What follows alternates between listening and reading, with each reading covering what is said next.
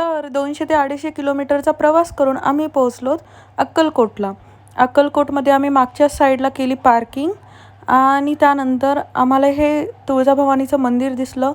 तर आम्ही मंदिराकडे गेलो दर्शन घ्यायसाठी आणि खरंच इथे इतकी स्वच्छता आहे ना, की कुठेच कचरा नव्हता आणि इतकं प्रसन्न वाटत होतं सगळीकडे. एकदम छान वाटत होतं.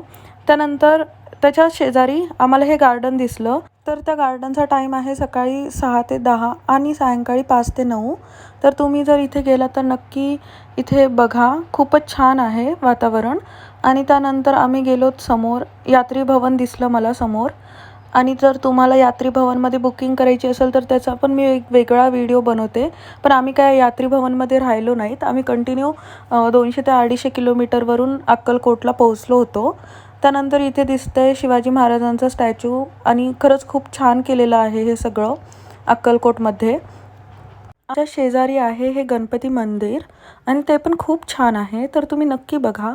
त्यासमोर अन्य क्षेत्राची जी लाईन आहे ती इथून स्टार्ट होते. आणि या लाईनीमध्ये जर तुम्हाला प्रसादासाठी थांबायचं असेल तर साधारण 1 ते 2 तास लागू शकते. आणि तुमच्याकडे जर इलेक्ट्रिक कार असेल तर तुम्ही इथे चार्ज पण करू शकता. त्यानंतर आम्ही निघालो दर्शनाकडे. मला हे गर्दी बघून असं वाटलं होतं की आमच्या दर्शनाला 2 ते 3 तास जातील. पण आम्ही मध्ये गेल्यानंतर आम्हाला समजलं की मंदिरामध्ये जास्त गर्दीच नाही आहे. आणि आम्ही समोर गेलोत तर आमचं दर्शन फक्त आणि फक्त 15 ते 20 मिनिटमध्ये एकदम छान दर्शन झालं मध्येपर्यंत. तुम्ही बघू शकता इथे जास्त लाईनही नाही आहे. बाहेर दिसत होती लाईन, पण इथं अजिबात लाईन नाही आहे मध्ये. तर आम्ही दर्शनासाठी समोर जात आहोत. आणि माझी अक्कलकोटमध्ये ही 4थी ते 5वी वेळ आहे जायची. आणि म्हणूनच मी व्हिडिओ केला आहे की तुम्हालाही मी सर्व दाखवू शकेल इथे. आणि जर तुम्हाला महाप्रसादाची बुकिंग किंवा यात्री भवनची बुकिंग करायची असेल तर तुम्ही मला कमेंट करा. मी त्यावर एक वेगळा व्हिडिओ बनवेल. आणि आता आम्ही गेलेले आहोत मध्ये स्वामींचं दर्शन करण्यासाठी. तर तुम्हालाही दाखवते मी. तुम्हीही दर्शन करून घ्या.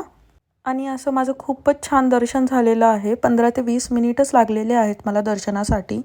आणि दर्शन झाल्यानंतर इथून मी बाहेर आले. बाहेर आल्यानंतर इथं स्वामींची खूपच मोठी फोटो लावलेली आहे. तर तुम्ही इथं फोटो पण काढू शकता. इथे असा कोणताच बोर्ड पण लावलेला नाही की तुम्ही इथे फोटो नाही काढू शकत. तर तुम्ही इथे फोटो काढू शकता. त्यानंतर आम्ही बाहेर आलोत.